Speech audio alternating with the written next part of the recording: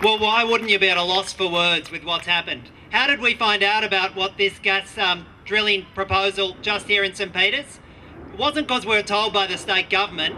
It wasn't because we were alerted by the coalition. It wasn't because we were told by Apollo Energy. It's because we had to put a call for papers out. The Greens MP, Kate Fairman, had to put a call for papers out and compel the papers to be produced to Parliament. That's how we found out. What an extraordinary way to run a state. The next speaker is someone who's been dealing with the coal seam gas industry in his home, around his home, for years. Tim Duddy is a farmer from the Liverpool Plains, and the Liverpool Plains is New South Wales food bowl.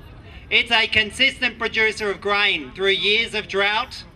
Anytime there's a drought, the Liverpool Plains produces food to put on our plates. And the coal seam gas industry has got its sights on putting its bores right across the properties throughout the Liverpool Plains. Tim Duddy speaks from experience about what it means to be at the pointy end fighting this industry, and I'd ask you all to make him feel welcome.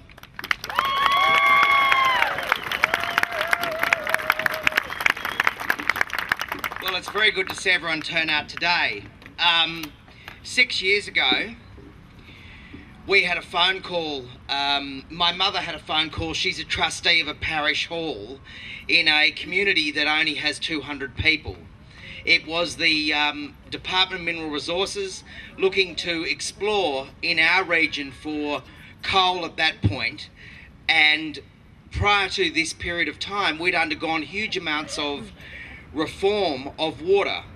In our area, we're large irrigators, we're large food producers. We have enormous underground water resources, and we provide nearly 40% of the nation's cereal crops, our little valley. When the government came to us, every bit of discussion that had gone on for the previous 15 years about water reform completely went out the window, because they were prepared to compromise the water resources of our region for the purpose of coal mining. We've reasoned with everybody, and 6 years later, still nobody is listening.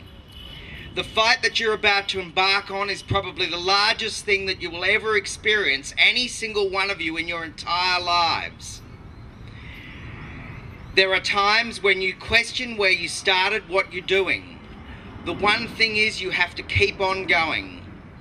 Because when you remove the argument of money from this, there is not a single thing that any of these arguments stand up on.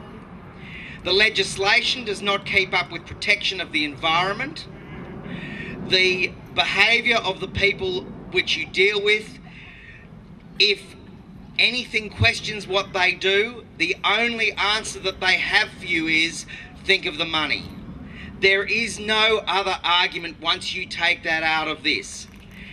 There are areas that are appropriate for industry to occur.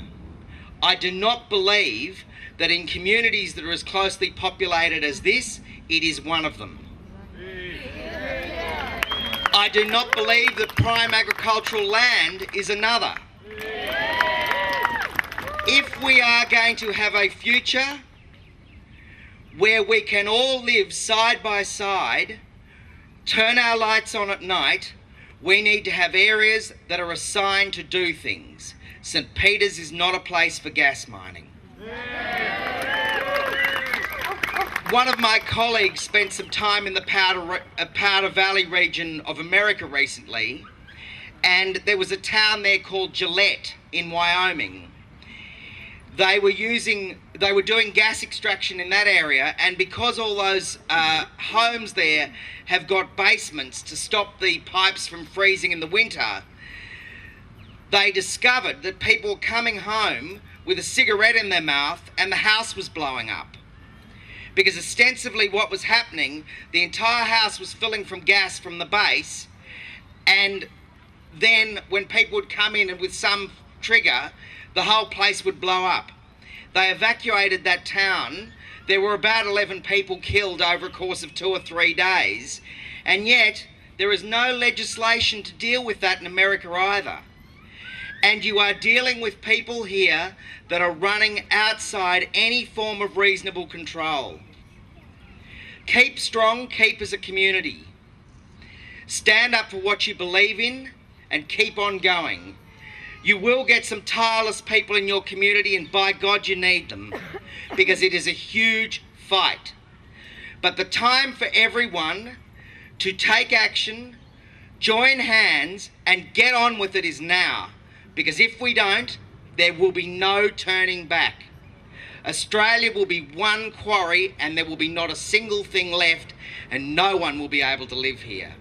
Good luck everyone, you're going to need it. Thank you very much.